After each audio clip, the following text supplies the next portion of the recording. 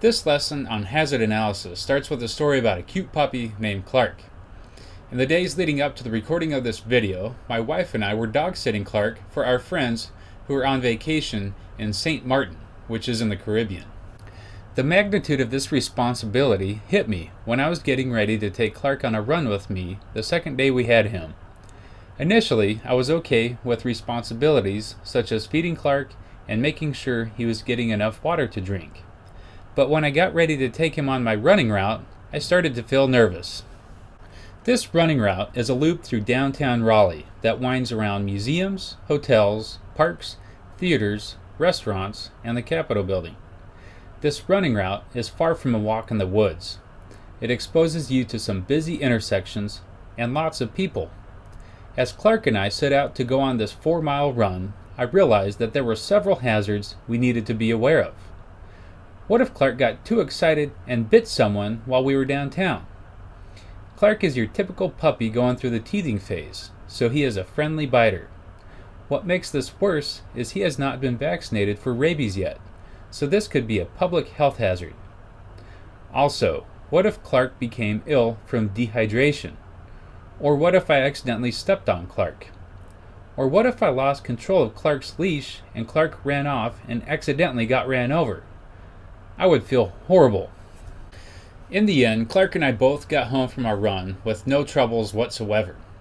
And when I got home, I realized this was a good story to tell in which we could apply the first principle of HACCP, which is hazard analysis. After studying this lesson, you should be able to accomplish the following learning outcomes. Justify the importance of a complete and accurate hazard analysis, and conduct a hazard analysis on a product and its process and document the results. According to the National Advisory Committee on Microbiological Criteria for Foods, there are 3 objectives to the hazard analysis. 1. Identify hazards that are reasonably likely to occur and their associated control measures. 2. Identify needed modifications to a process or product so product safety is further assured or improved. And 3. Provide a basis for determining critical control points in the HACCP plan. Did I complete each of these objectives while running with Clark? To an extent, yes. I identified some hazards that were reasonably likely to occur. For example, possibilities of Clark getting ran over or of him biting someone. Yes, I made some modifications aimed at assuring safety in the situation. For example, I kept a tighter leash when I ran with Clark than I normally would when I'm running. However, I wouldn't say that I provided a basis for determining critical points to control during my run with Clark. My approach was only based on my ideas of how to mitigate the hazards that came to mind in the heat of the moment. By no means was I applying the 5 steps of hazard analysis. There are 5 steps in conducting a hazard analysis. As you know, what makes HACCP unique is that it adopts a systematic approach toward safety. These 5 steps are part of this HACCP system. As I read through these 5 steps, use the story I told you to determine whether I completed each of them before going on my run with Clark. These steps include the following. 1. Identify potential food safety hazards that may occur in the system for each step in the process. 2. Evaluate whether the potential hazard is likely to occur in the presence of properly applied prerequisite programs. 3. Justify your decision. 4. Identify control measures that may control hazards that are reasonably likely to occur. And 5. Document each step. A complete and accurate hazard analysis is the basis of the HACCP plan. But to be honest with you, I hardly completed the first of these 2 hazard analysis steps when going on a run with Clark. Yes, I listed some potential hazards. And yes, I evaluated whether these hazards were likely to occur in the presence of prerequisite programs. For example, keeping a tight leash could be considered a prerequisite program. However, the extent to which I justified my decision was pretty low. Furthermore, I only spent a few seconds on step 4, which involves identifying effective control measures, and I did not even consider step 5 at all, which involves documenting each of these steps. So let's dive into the 5 steps of hazard analysis. We almost need to begin with the last step, which is documenting each step. And this is for 2 reasons. 1, the hazard analysis worksheet or document guides the first 4 steps in hazard analysis.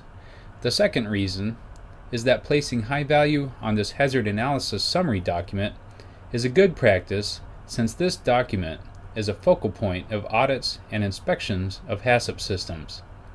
Typically, the processor will choose to collect supporting documentation for the decisions made on the summary form and keeps these documents close by.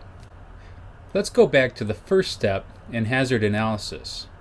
In order to identify potential food safety hazards, we need to focus on the first 2 columns in this worksheet. In the first column, the process steps from a verified flow diagram will be listed.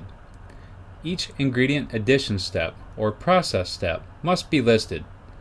Each step from the flowchart must be examined to determine if there are any potential hazards that occur, that are introduced, or that are increased at that step. Let's use a Frankfurter process as an example. Now we need to identify potential hazards. A hazard is a biological, chemical, or physical agent which is likely to cause illness or injury in the absence of its control. At this point, the objective is to produce a list of potential hazards for evaluation. Useful resources for identifying potential hazards are the various hazard guides which have been developed by different agencies and commodity groups. These lists of potential hazards are likely to be refined for individual food categories as risk analyses are developed in these foods. In this example, I used the guide to come up with these potential hazards. The biological hazards are contamination from Salmonella or trichinae. Chemical hazards are therapeutic drug residues left over from the diet of the animals that were harvested. And physical hazards consist of foreign materials such as broken bone pieces. After potential hazards are identified, the team moves into the evaluation phase to determine if the hazard is reasonably likely to occur. A food safety hazard that is reasonably likely to occur is one for which a prudent processing establishment would establish controls or prerequisite programs for any of the following reasons. It has historically occurred, experience, illness data, scientific reports, or other information provides a basis to conclude that there is reasonable possibility that the hazard will occur. Or there is a possibility that it will occur in the particular type of food that is being processed. At this point, the occurrence of the hazard should be considered in the presence of properly applied prerequisite programs. For instance, there is nothing in the process up to this point which will reduce the likelihood of occurrence of Salmonella because it occurs on a large percentage of carcasses. Trichinae, on the other hand, is unlikely to occur because the plant is buying from a trichinae-free certified production facility. Also, the presence of therapeutic drug residues is unlikely to occur because of government screening procedures that look for these residues. Raw meat ingredients come to us from a HACCP-regulated plant which has metal detection in its HACCP plan. To complete the form, we note the answers to the question of reasonable likelihood of occurrence. We will need to justify the decisions we make at this step. Be sure to note the presence and location of any prerequisite program that impacts your decision. To complete the form, we note the answers to the question of reasonable likelihood of occurrence. We will need to justify the decisions we made at this step. Be sure to note the presence and location of any prerequisite program that impacts your decision. Once a decision has been made that a hazard is reasonably likely to occur and must be controlled by the HACCP plan, a control measure must be identified. Note that FSIS uses the term preventive measure rather than control measure. The older terminology was in use when FSIS wrote the regulations, but the term control measure is in current usage. Control measures are actions or activities that will be applied at a specific point to prevent, eliminate, or reduce the hazard to a safe level. I want to take this opportunity to clarify some terminology. What is the difference between prerequisite programs and control measures?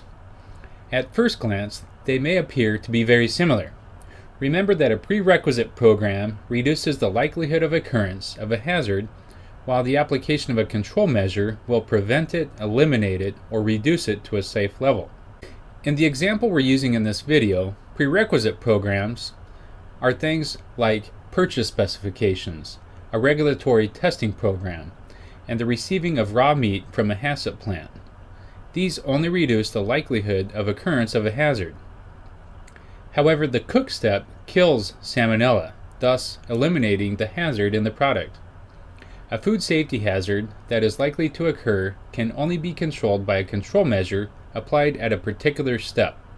To further complicate things, now we have a new term in food safety called preventive controls.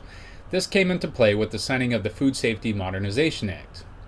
What makes the term preventive controls so much different or better?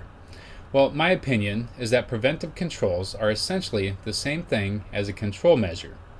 They can be prerequisite programs or critical control points, as we'll talk about later in the class. Why do we have this new term? I think it's because previously a lot of companies, although they were effective at controlling critical control points, they were not as effective as at administering their prerequisite programs. So the focus was to introduce this new term preventive controls to emphasize the fact that prerequisite programs themselves should also be administered in a way that prevents the occurrence of a food safety hazard. To summarize this video, hazard analysis is part of what makes HACCP a systematic approach to food safety. We talked about the 3 objectives of hazard analysis, and then we walked through the 5 steps of hazard analysis, step by step. This might seem like a lot right now, but in time you'll become a pro at hazard analysis. We just need to get you some practice doing hazard analysis.